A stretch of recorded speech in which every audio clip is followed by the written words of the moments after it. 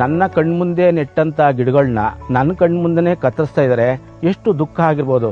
ಒಂದು ಕಡೆ ಗಿಡ ಮರಗಳು ಬೆಳೀತಾ ಇದಾವೆ, ಒಳ್ಳೊಳ್ಳೆ ಫಸಲು ಕೊಡ್ತಾ ಇದೆ. ಇವರು ನೋಡಿದ್ರೆ ಇಲ್ಲಿ ಬಿಲ್ಡಿಂಗ್ ಕಟ್ತೀವಿ ಅಂತ ಬರ್ತಾರೆ. ನಮಗೆ ಇವ್ರ ಡೆವಲಪ್ಮೆಂಟ್ ನಮ್ಗೇನು ಬೇಜಾರಿಲ್ಲ.